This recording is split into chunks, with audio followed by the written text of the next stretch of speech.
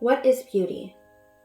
Some would argue that beauty is subjective, but that's actually false. What they mean to say is that beauty's standards and preferences are subjective and can surely be personalized. That is true, but beauty standards are not beauty by definition. The first definition of beauty from dictionary.com is the quality present in a thing or person that gives intense pleasure or deep satisfaction to the mind, whether arising from sensory manifestations as in shape, color, sound, a meaningful design or pattern, or something else, such as a personality where high spiritual qualities are manifest. Other definitions will immediately reflect upon the female form. Funnily enough, never the male. I would argue that this definition is partly accurate, but that it ties in too much personal beauty standards in with the authentic nature of beauty. Beauty is beauty, whether it's demeaned or not, whether its meaning changes or not. The clincher is that people believe beauty is so subjective that they miss the objective.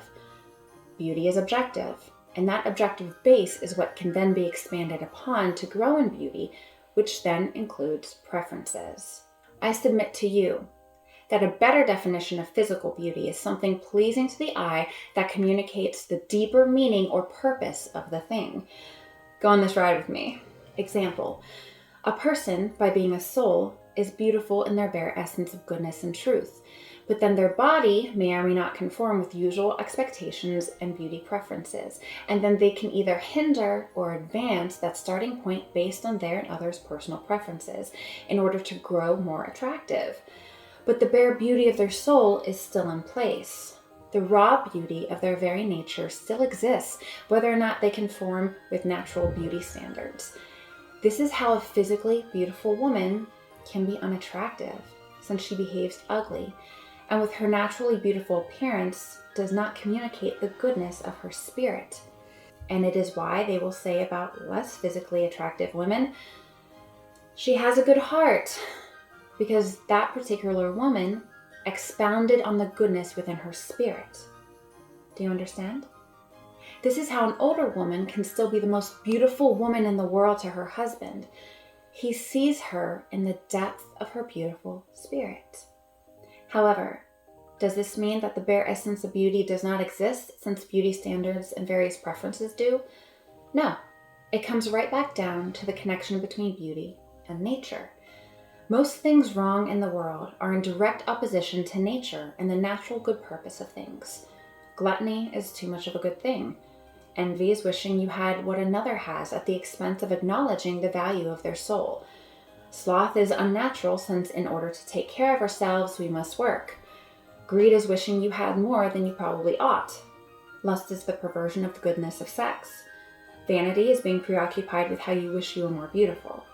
And pride, being the worst of all, since it stands in contrast to the purest good, humility.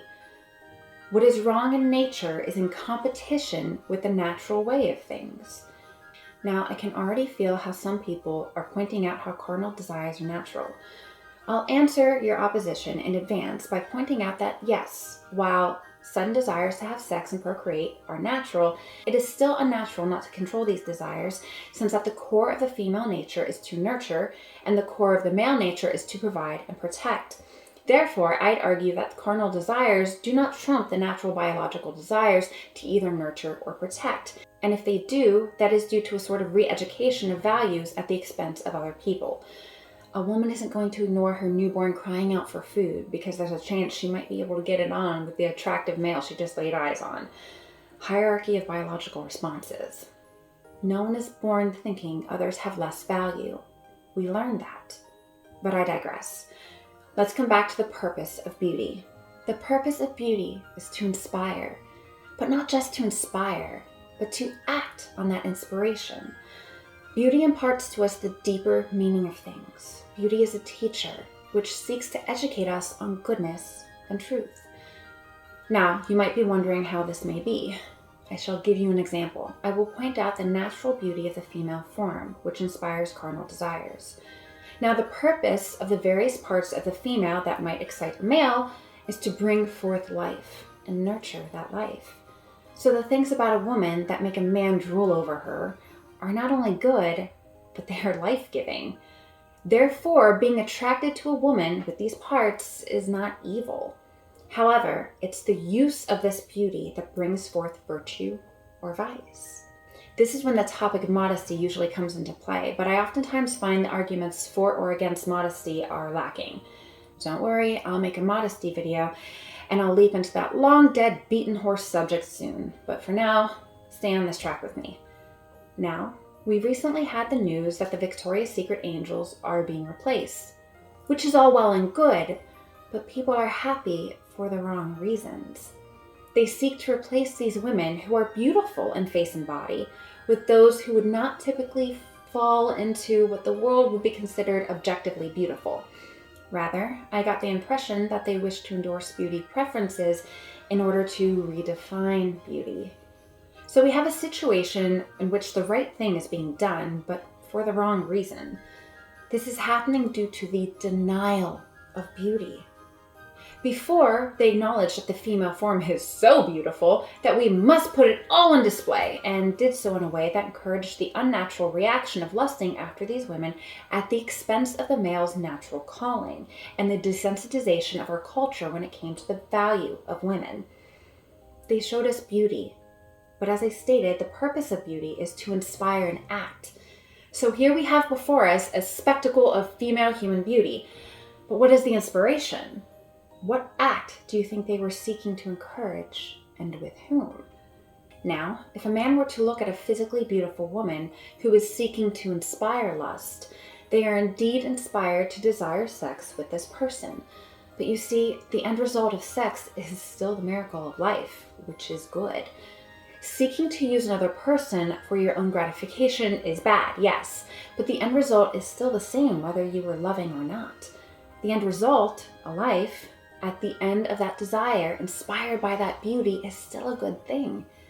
That's because beauty is natural, and nature is divinely ordered.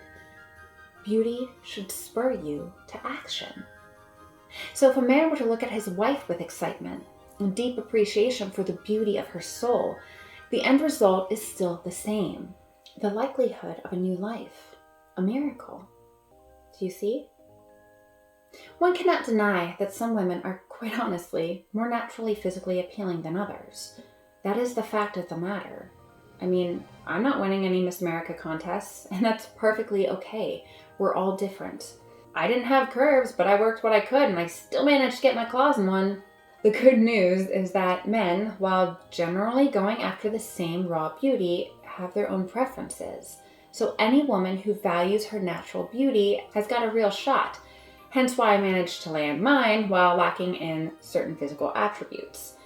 We all have different levels of beauty in different ways, but our natural beauty, that is the beauty that exemplifies goodness and truth, is more or less the same.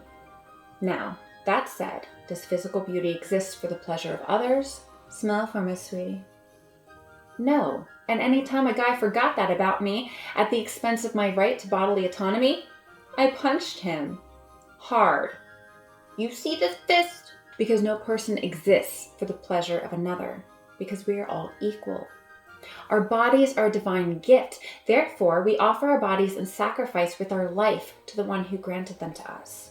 The only other entity one can argue we owe the pleasure of our bodies to is our spouse, since we make of our entire being a gift to our spouse when we marry, and we owe our spouse the same gift of our bodies. Now, I know some women may become upset at my saying that, but note I didn't say women owed themselves only. Both parties in a marriage owe their entire being to one another in equal measure, and it is with the root of love and respect that a couple ought to encounter one another. There is no responsibility on just one party. While you have no duty to be physically appealing to others, you do have the responsibility to be appealing to your spouse, since you are telling them, "This is my body, given up for you." And you agreed to that in consummation. Does that mean you must always be done up in order to be beautiful enough for them? No. But this brings me to my next point about beauty. If beauty is to communicate the deeper truths and goodness of things, a body that is not healthy lacks objective physical beauty. I realize that this is an unpopular opinion, but remember, I'm going up against the idea that true beauty is beauty standards or lack thereof with what I feel is the more authentic definition of beauty. a forgotten definition, if you will. Now, is this to say that people who are chronically ill are ugly or something? No. And let's face it, everyone's sick these days. I'm not in the best health, and it's due to little fault of my own, but when I nosedive, believe it or not, I'm not the most physically beautiful. The core of that truth isn't that I wasn't communicating the goodness of my soul, but rather, I wasn't communicating the goodness of my body. What do I mean by that? Well, since beauty magnifies natural purpose, the purpose of my body is to walk, run, dance, sing, work, create. And when we are unwell, you are not communicating the raw goodness of what your body can do and what it was created to do. I understand people can be sick, but reality doesn't care about that, and truth remains. If you keep yourself ill, your body isn't conveying its power and function. It's not communicating the truth of its existence. And men, I pointed out in my What Women Want video that we want you to be able to move a couch at any moment. Being in a constant state of not being able to move a couch due to not caring about your physical capabilities isn't sexy. We want to rely on you to be able to move that couch. Yes, people are more than just their physical capabilities, as I've pointed out. They are souls, which is the root of their beauty in the first place. Some might say it's what makes them adorable. But this is important to consider.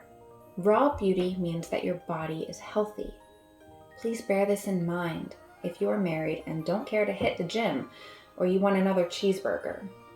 You have a duty to your spouse to be healthy for them, not just to inspire healthy sexual desire in them, but to show that you care to be appealing to them. That is another subconscious way to express that you value and respect them. You care to be beautiful for them. And don't give me the excuse that there will always be more beautiful men or women out there for your spouse to see, so why bother? No. That's like saying you don't want to put in the effort to have a happy relationship because there are happier couples out there. Fun fact, familiarity in marriage deepens one spouse's appreciation of their physical beauty, a point that I made in my What Men Really Want video. Now we have my next point. Beauty exemplifies truth and goodness, and our spirits and bodies are good. How do you feel about someone who looks at others with blind disdain? The woman yelling in the middle of the street slurs at people who aren't doing anything to her? She isn't beautiful. By no stretch of the imagination is a woman who treats others horribly beautiful. It doesn't even matter how done up she might be. If she is angry and raging and trying to torment others by denying their right to their human dignity, she isn't just unattractive. She is ugly. Go watch videos of people raging at others. Pause them. Do you see someone exuding the goodness of their soul, even if you agree with them? This has been such a generally understood principle that people who might not be the best looking but carry themselves with dignity and have a great personality are still adored by their partner. They exude their inner truth and goodness, and it's beautiful. And it begins with one's soul seeing the value of other souls, seeing the raw goodness of others. That is beautiful. In fact, if one is lacking in health or physical beauty but makes up for it in goodness, you can't help but think, wow, what a beautiful person. Don't believe me? Google images of people helping others. Heroes running out of burning buildings, holding children. A wrinkled nun feeding a dying man. They are still communicating raw goodness, and that is beautiful. It's still attractive, even if it doesn't inspire carnal desires. Because guess what? Sex isn't the be-all end-all. Our world forgets that and wishes to define people and their beauty by their carnal desires or ability to inspire carnal desires, rather than human beings worthy of respect simply by existing. We are not our special lusts. We are more beautiful than that. I'd like to take things a step further and talk about the obligation of those who understand truth and goodness to spread beauty. And this is where I make a special shout out to a very special person who strives to do this in all that she does. Esther, you're a remarkably beautiful soul. You see a person who understands beauty, wants to share it. People who understand truth, sacred truth, understand the importance of communicating those truths, specifically with physical beauty. Which is why I want to take the time to point out some objectively beautiful things and some objectively ugly things. This is beautiful. This is beautiful. This is beautiful. This is beautiful. And this is ugly. This is ugly. This is ugly. This is ugly. Do you know what makes something like this so ugly, even more than what raw appearance would indicate? Because there's something so beautiful there, and it's like they care so little for it that they pay no respect to even trying to convey the truth or goodness of it. That is hideous. Ugh, now we need something beautiful just to counteract that. So much better. Now, I realize some of my viewers may be eagerly awaiting me to call out certain types of people who challenge beauty with new standards and fall short since they do not embody natural truth or goodness. Well, I'm sorry to disappoint, but I'm not going to do that. My whole motivation in life, which ought to be everybody's, is to inspire people to treat others with dignity using various tools of truth. Therefore, I'm not going to alienate anyone who is on their own life journey by shaming them and making them feel like less. That is counterproductive. They are souls, and souls are divinely created, and therefore much more beautiful than anything I could ever create, and they are worthy of respect. I will say, though, that beauty is objective, although preferences can be subjective. To give an example, someone can have a symmetrical face, but with crazy hair color because that's what their husband is attracted to. Objective, true, authentic beauty is conveyed when natural veritas and goodness is illuminated and inspires you to act in accordance with the response that beauty demands, which is virtuously. To sum that up, true beauty spurns us to principled action. I'm Regina Lux, and this is Veritas on the Rocks. Now, ignite the truth and boldly go. And stay beautiful.